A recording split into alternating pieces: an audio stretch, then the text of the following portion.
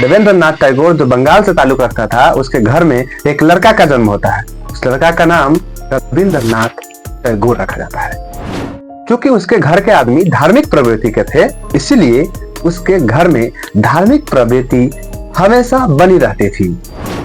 रविंद्रनाथ टैगोर इतने प्रतिभाशाली थे कि 8 साल की उम्र तक कविताएं लिखनी शुरू कर देती हैं और 16 वर्ष होते होते उनकी एक कविता प्रकाशित भी हो जाती है, लेकिन कुछ कारणवश उसकी पढ़ाई छूट जाती है। 1901 का समय था।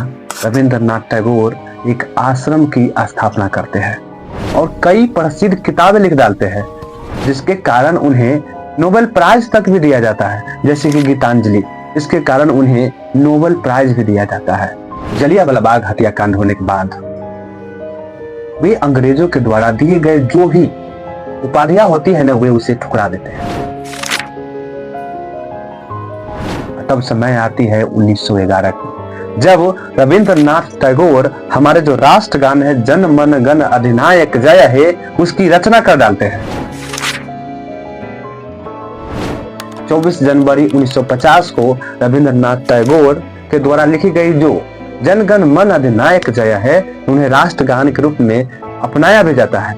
लेकिन कुछ लोग सवाल उठाते हैं कि जन गण मन अधिनायक जय है, भारत भाग्य विधाता, इसमें वह विधाता कौन है और वह अधिनायक कौन है? कुछ लोगों का मानना है कि यह जो अधिनायक शब्द है, विधाता शब्द है, वह अंग्रेज के सम्राट जॉर्ज पंचम के लिए है और उससे संबोधित करने के लिए यह गाया गया है। हाल ही की बात है, बीजेपी से ताल्लुक रखने वाले उत्तर प्रदेश के पूर्व मुख्यमंत्री कल्याण सिंह, उनका कहना है कि मैं रविंद्रनाथ टैगोर जी का सम्मान करता हूं, लेकिन मुझे यहाँ तक लगता है कि राष्ट्रगान में जो अधिनायक शब्द है वह ब्रिटिश सरकार जॉर्ज पंचम के लिए गाया गया है। अतः मैं उनसे आग्रह करूंगा कि उस अधिनायक शब्द को हटाकर वहां पर मंगल गायन कर दिया जाना चाहिए। लेकिन कुछ इतिहासकारों का मानना है कि रविंद्रनाथ टैगोर एक सच्चे देशभक्त थे,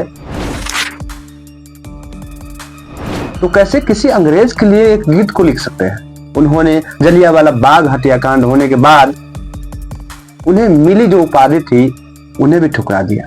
वही कुछ लोगों का मानना है कि 11 दिसंबर 1911 को यह राष्ट्रगीत लिखा गया था। अगले ही दिन 12 दिसंबर 1911 को जॉर्ज पंचम को सम्राट के तौर पर घोषित किया जाता है, जबकि 28 दिसंबर 1911 को कांग्रेस अधिनियम में इस गीत को गाया जाता है। तो कैसे एक अंग्रेज के लिए यह गीत संबोधित किया जा सकता है?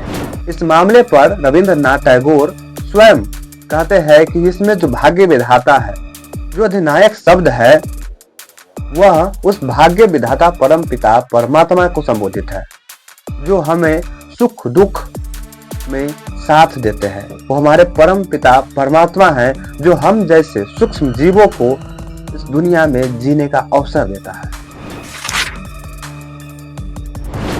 एक बहुत ही प्रसिद्ध कवि रघुवीर सहाय, जिनकी एक कविता 1967 में प्रकाशित हुई थी, अधिनायक, उन्होंने यह सवाल पूछा है राष्ट्रगीत में, भला वह कौन भाग्य विधाता है जिसका गुण फटे सुथने कपड़े में हर्चना रोज गाता है? तो आप बताइए कि कौन है वो भाग्य विधाता, और आपका क्या राय है इस पर? कमेंट में जरूर बताइएगा।